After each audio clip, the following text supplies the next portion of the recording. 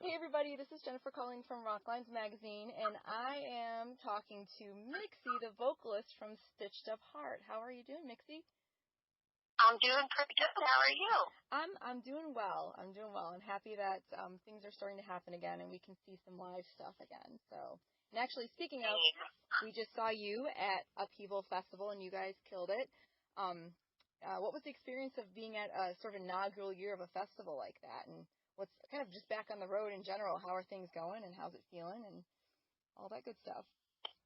It was awesome. I didn't realize how much, I missed it, but I didn't realize how much I missed it until you get off the stage and you're just like, whoa, we just did that. That was awesome. So yeah, it was a lot of fun. We did Upheaval, we did Rock Fest, we had a couple headliners in between, and it was just really good to be back.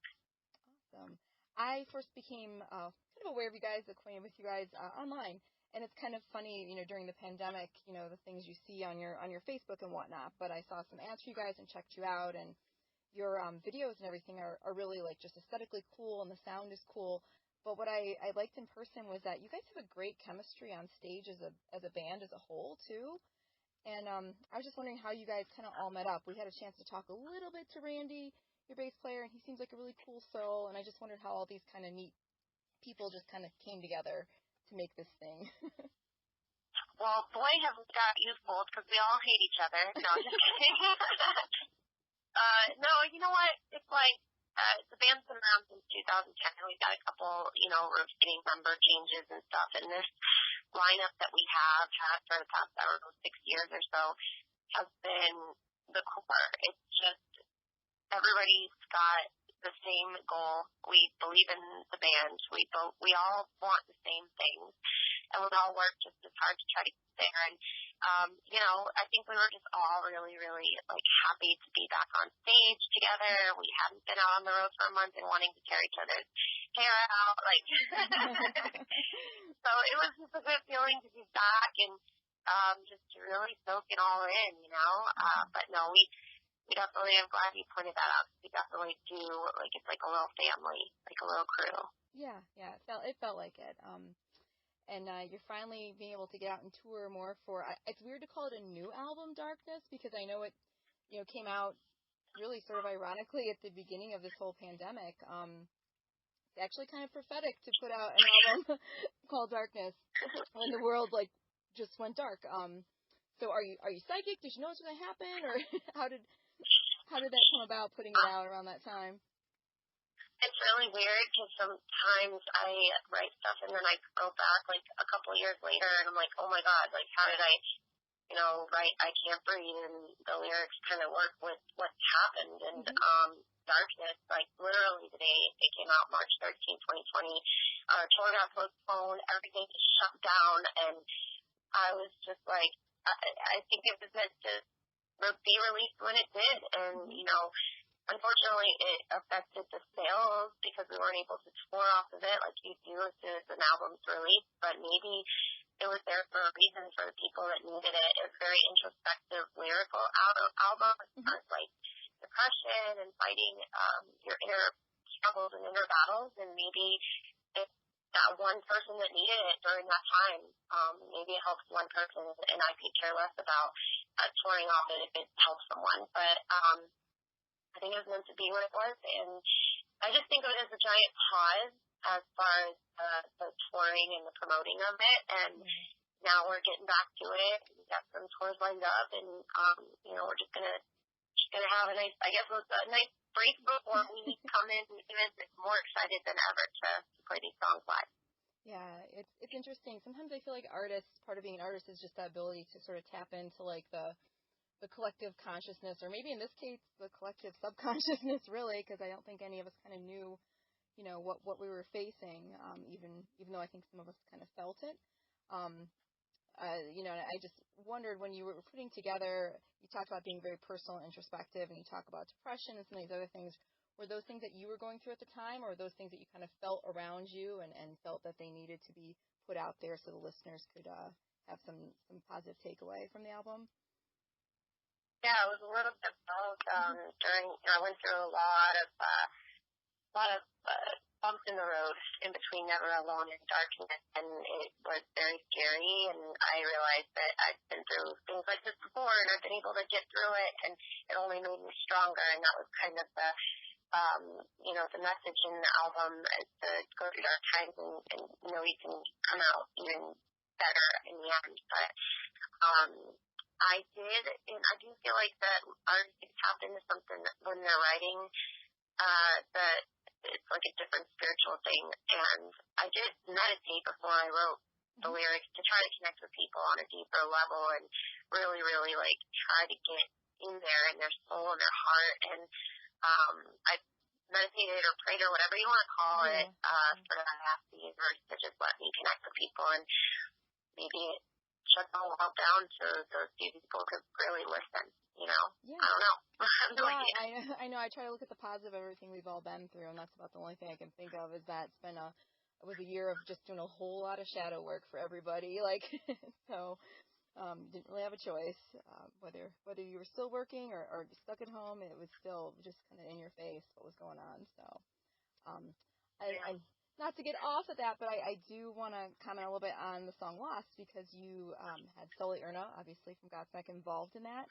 And you've toured with a lot of artists. I was just wondering, what did you feel about him personally that he could lend to the song that maybe no one else would or could? Or Well, Sully and I have been friends for about 3 or 4 years. 4 years now. I don't know. 1 year doesn't count, I guess, because of the whole year.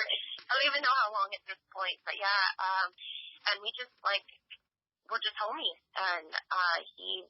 I kind of, management brought up having him sing on something, and I asked hesitantly, hey, would you mind? And he's like, yeah, we just make sure it's the right song. And we went over, did a cover, and nobody could agree on anything. And then finally, when the album was pretty much done, I was listening to Lost, and I just thought that this song kind of called for a vocal in that bridge part and the heavier part, and that it would make sense lyrically with him singing on it as well. So he came up with his part, and it all kind of just worked out perfect.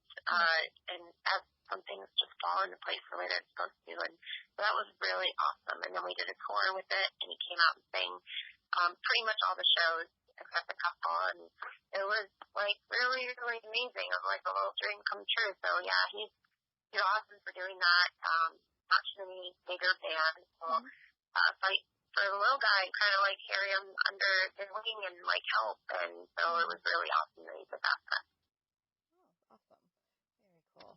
And I've heard you speak on some other interviews, about the pandemic and dealing with stress and everything, and I know that animal rescue was kind of a big part of how you dealt with that, and you're a girl after my own heart because I myself am a dog rescuer, so I know how much that takes to do that and how much it gives me in return.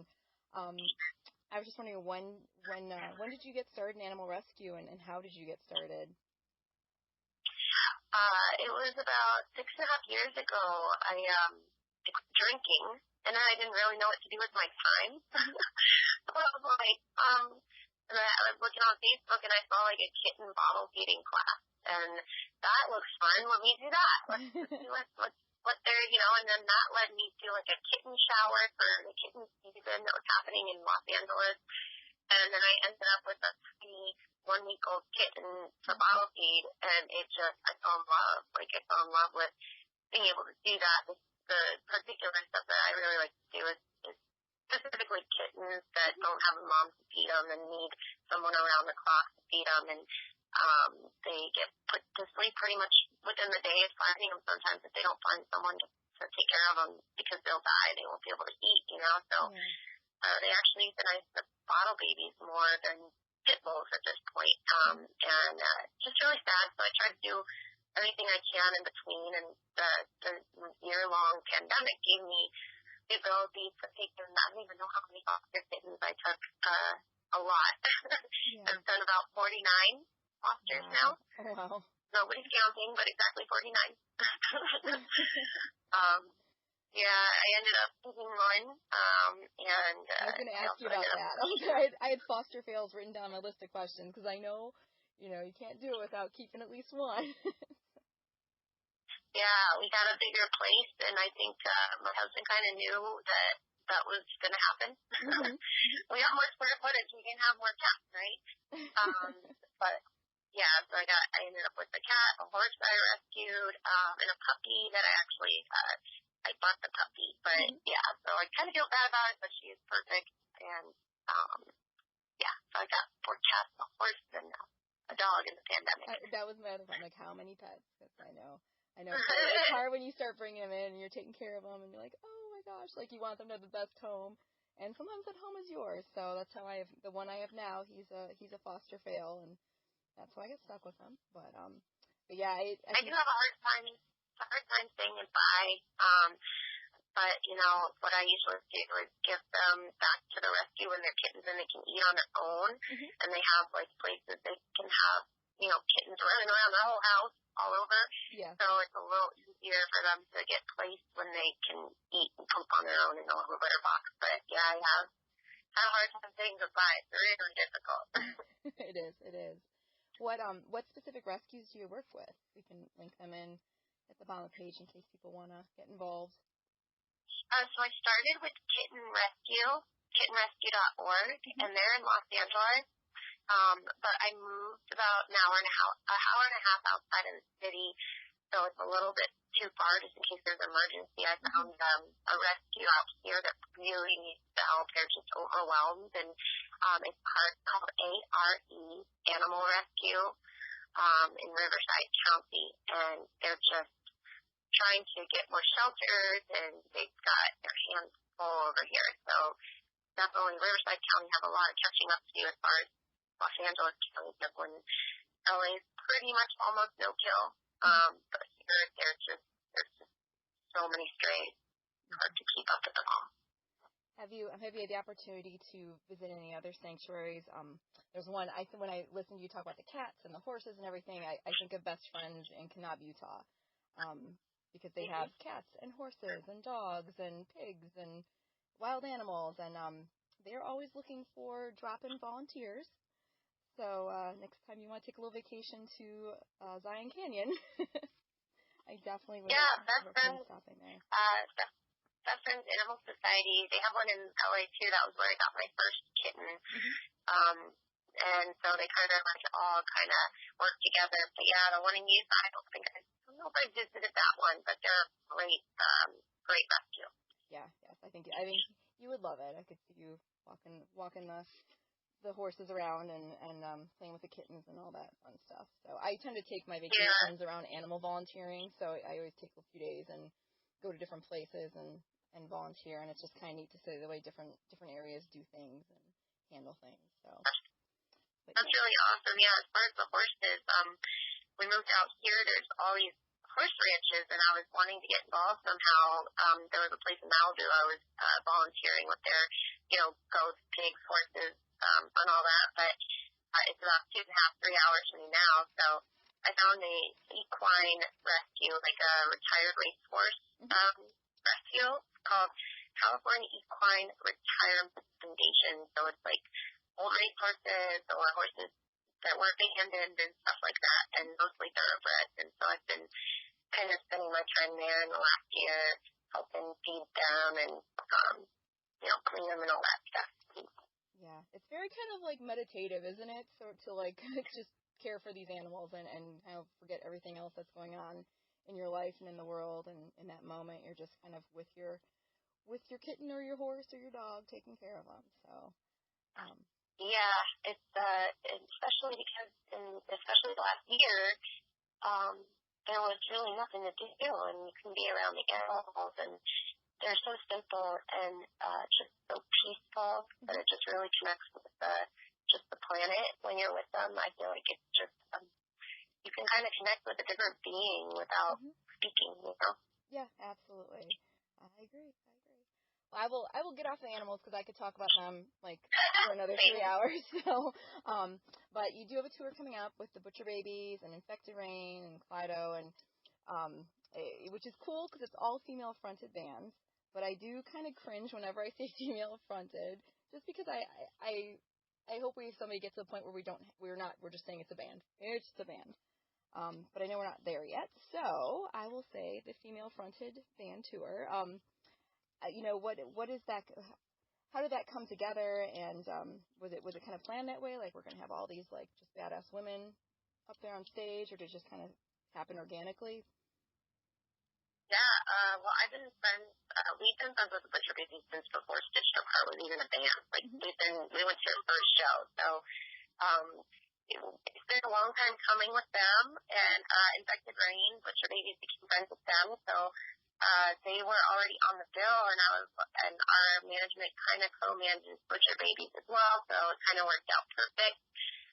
And as far as, like, female-fronted stuff, I mean, I know that it's kind of cliche to say female-fronted, but it is weird because it's almost its own genre where there is like a whole group of people that specifically like female-fronted rock. Like that's what they listen to, and they go to the same shows, and they're like the same bands, and we all know each other. Almost every girl in a rock band or a heavier rock band, we all know each other because it's a very small group of us, a handful of us. Yeah.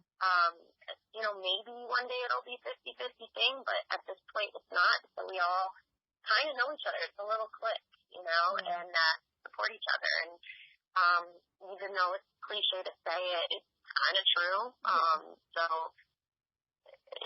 I think that if people who like Butcher Babies might like us, and people who like us might like Infected Rain, and, we'll see what happens. I just think that it's going to be a really cool night with a bunch of badass women. Yeah, oh, for sure. Do you think touring, will sort of touring be different when you're touring with a bunch of these badass rocker chicks, or do you think it's going to be the same as just touring with the male-fronted bands? We've done tours with women before, like we did at Hailstorm in this moment near Sarah, and there's definitely more women in the audience. And it's really inspiring to watch, and it's just really, really cool to just see these women just kicking ass up there. But the cool thing about this tour, I think I'm more excited than anything, is that Heidi from Butcher Babies has a little dog. And so there's the girl in Infected Rain, and I'm bringing my little dog on her first tour. So there's going to be 3 little dogs. That in itself is reason for me to go. It's going to be fun. Music and dogs. What more do I want? Right. It's I think that's amazing that you guys are all going to be on tour together, and you've been in the industry for about 10 years now, right? And what have you learned in industry in regards to women, how things differ and how things should change or need to change? It's a double-edged sword because my experience, I haven't been a male in the industry, so I don't really know what they battle with as well, but there's a lot of having to prove yourself a little more. A lot of, I feel like it's a lot more critiqued, a lot more judgment. Okay, let's see what this girl's got. Can she hang with the boys kind of thing? I feel like is part of the thing, and there's only so many of us, but when it comes to radio and when it comes to festivals, they can only have so many women on it because they don't want it to be consumed with girls and bands, and it's just we've already, some of my friends that are females in bands have been like, we weren't allowed on this festival because there's already 2 other bands with girls in it.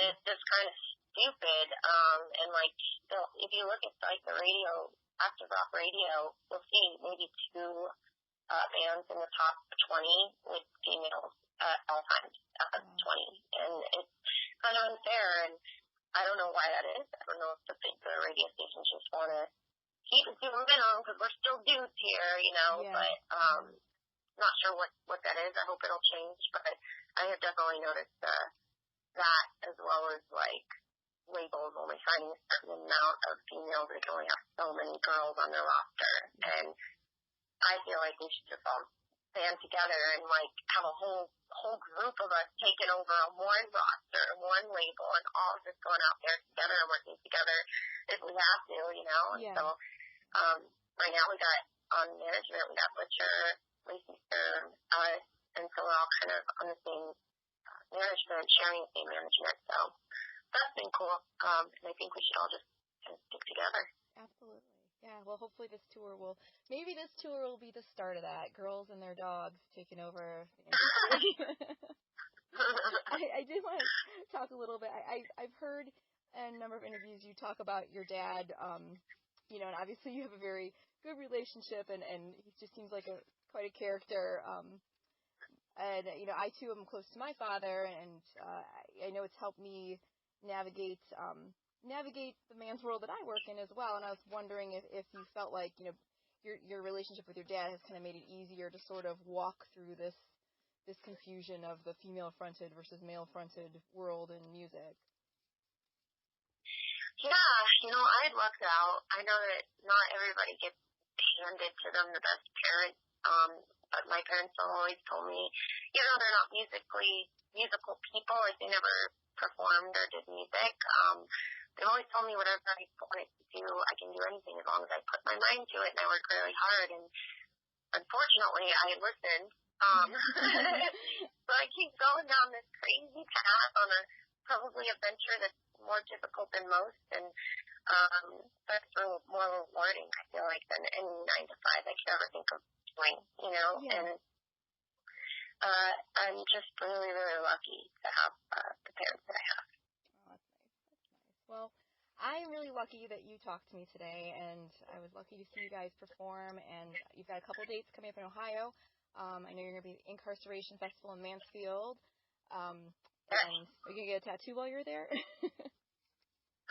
No, but I do want to do the ghost tour thing. Maybe you can come with us and bring your cameras and we'll try ghost hunting or something. I would love to ghost hunt. It's a creepy place. It has a vibe to it. For sure. And yeah, maybe we could do that. We'll get a little EMF recorder, whatever they are. I don't know, all the ghost tools. And bring them all. Seriously, I think we do. I think solitary confinement was the creepiest area to me personally, but the whole place is just it's beautiful and creepy at the same time. So I don't know. That's awesome. Some people I'm really, really excited for that one. And then you guys are also going to be in the Cleveland area at the Winchester on the Butcher Babies tour on September 14th. So hopefully all of our people listening can catch you at that too. And I'll put links for the rescues with this. And I really thank you for talking to me. It's really nice to get to know a little more about you. Yeah, thanks for talking to me too. I appreciate you taking the time.